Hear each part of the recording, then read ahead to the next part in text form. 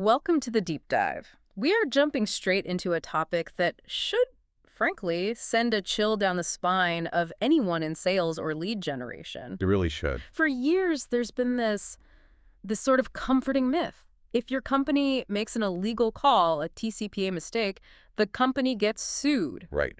The LLC, the corporation, that's the target. Exactly. The company takes the financial hit. You, the owner, the agent, you're safe behind that corporate shield. And that assumption, based on everything we're seeing in these new rulings, is not just wrong. It's dangerously outdated. Dangerously. We're talking about a huge shift where courts are just stripping that veil away, exposing personal assets. I mean, one of the sources we looked at called this rule on personal liability, and I'm quoting here, the most unfair in all of American jurisprudence. Wow.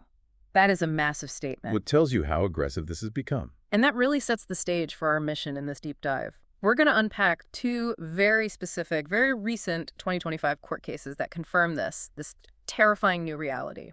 These rulings show that individuals who just participate in telemarketing calls are facing personal financial ruin, and not even for massive campaigns. Right. Even for relatively small-scale stuff.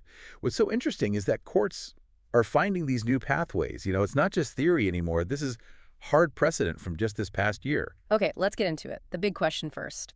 The general rule from these sources. Can you, an individual, be personally sued in TCPA cases?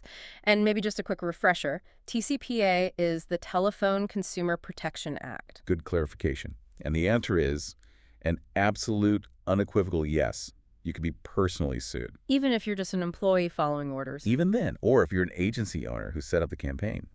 The key words the courts look for are participation or control. So they're asking, did you touch this in any way? Pretty much. Did you help create it, facilitate it, or just execute the call? If the answer is yes, that corporate structure, it starts to look pretty irrelevant for your personal liability. And the stakes here are they're massive. Yeah. Walk us through the financial implications. What does this look like for a small business owner or just a single agent? The exposure is staggering. I mean, the TCPA has statutory damages built in. It's $500 per violation. Per call. Per call. And that could be trebled, so bumped up to $1,500 if the violation is willful or knowing. So for a small company, maybe a suit covering just a few hundred calls. You're easily looking at hundreds of thousands of dollars, and that's personal from the owner's bank account. That's terrifying. You're suddenly looking at your house, your retirement savings, not just the company's balance sheet. Precisely. And for a small business, that kind of hit can, the source says it can be potentially shut down by crippling damages, just from one case. And that's not even the worst case scenario. Not even close. That's just an individual suit. The real nightmare is the class action. An individual suit is six figures. But in a class action with thousands or millions of calls, the damages can, and I quote, easily range into the millions or even billions of dollars. And you, as one person, could be on the hook for a piece of that. A piece of a billion-dollar liability. It changes everything. It really does. So let's move from the abstract risk to the real-world examples. We need to see how this plays out for actual people. Let's start at the top with the agency owner, the case of Ryburn B. Centene. Okay, so this case came out of the Eastern District of Arkansas on November 19th, 2025. And it focuses squarely on the liability of the principal, the owner. The defendant was a woman named Monica R. Reed. That's right. She was the alleged managing member and owner of a company called Satori Insurance. The allegation was that Satori made illegal calls for a much larger company, Centene. And Reed did what any business owner would do. She filed a motion to dismiss the case against her personally. She argued, sue the company, not me. A totally standard move. But for our listeners, when a judge denies that motion to dismiss, it's a huge early setback. It basically means the judge is saying, no, you're staying in this lawsuit. Exactly. The judge believes the plaintiff has a plausible case against you, the individual, and it's moving forward to discovery and trial. So the judge refused to let Monica Reed out. What was the smoking gun? What kept her personally exposed? It was her involvement. The court said it credited the allegations that she was personally involved with the calls. That was the killer phrase. So it wasn't a faulty LLC setup or anything like that. It was just her actions. Her actions. Because she was alleged to be the owner and directly involved in the operations, the corporate veil just offered zero protection. And the financial fallout from that one decision? It confirmed her personal liability for... Look at this. More than 300 calls at issue in that suit. Okay, so 300 calls at up to $1,500 a call. It put Monica Reed on the hook personally for up to $450,000. $450,000. And I think this is the most critical detail. The source material points out this was not a class action. No, that's the shocking part. That's just an individual lawsuit over a handful of calls, relatively speaking, and it puts the owner's personal wealth at risk for nearly $500,000. It's the clearest signal you could send to agency owners. If you're designing the campaign, if you're proving the scripts, you are personally responsible when it fails compliance. Okay, so that's the owner, facing huge liability for directing the operation. Let's shift gears now to the person on the ground floor, the individual sales agent. Right.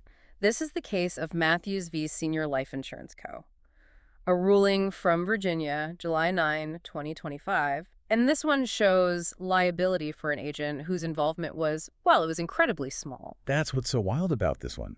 The case involves an agent, Daniel Suiza. He was named personally in a TCPA class action against Senior Life Insurance Company, or SLIC. And his involvement was what? He just took a phone call. That's basically it. The sources say he accepted a warm transfer after a fronter had already asked the plaintiff qualifying question. Okay, let's break that down. The fronter is the person who made the initial, allegedly illegal dial. Correct. They do the screening. Then Suiza, the agent, comes in second after the prospect is already on the line and ready to talk. He just took the transfer. The source material literally says, that's it. He didn't dial the phone. He didn't buy the lead list. He was just handed a call. Exactly.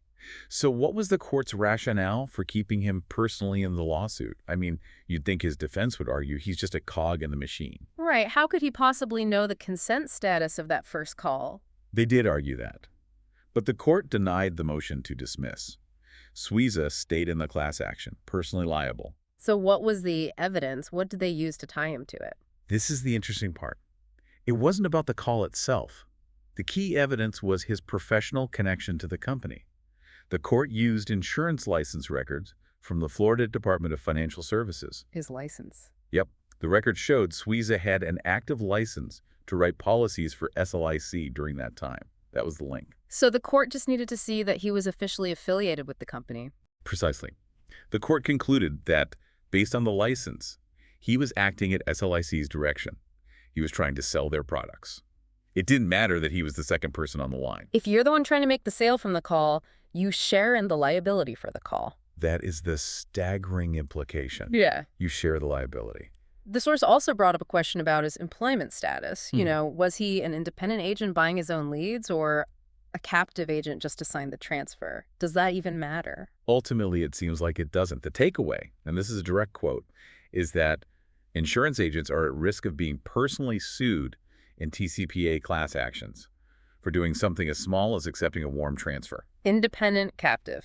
Doesn't matter. Doesn't matter. If you're the closing agent, you're the last link in the chain, and the court says you're a participant. You are personally exposed. Let's put these two rulings together for a second because the message is just so powerful. Yeah.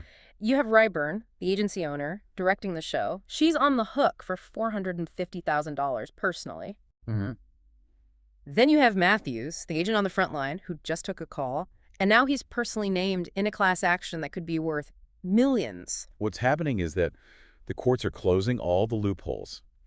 They are piercing the corporate veil from the top down with the owner in Ryburn and from the bottom up with the agent in Matthews. They're spreading the liability as wide as they possibly can. As wide as possible. And frankly, it's because the volume of illegal calls is just so high, they're looking for any effective deterrent they can find. And this brings it all back to you, the listener. If you're in this industry, you have to understand these operational risks in 2025.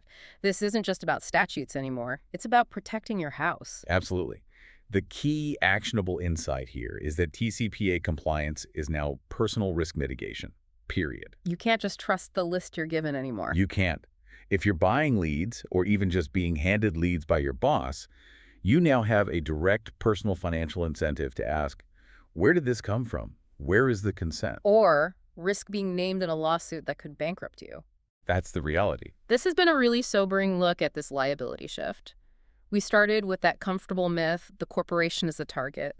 We've ended with agents and owners facing six-figure, maybe multi-million-dollar personal exposure. And if just accepting a warm transfer is enough to land someone like Daniel Suiza in a massive class action, Hmm. it raises a really important question you have to ask yourself every single day. Which is? What level of diligence does every single frontline employee now have to perform on the leaves they're handed? Right. What steps do you need to take right now to make sure the data you're using doesn't threaten your entire personal financial future?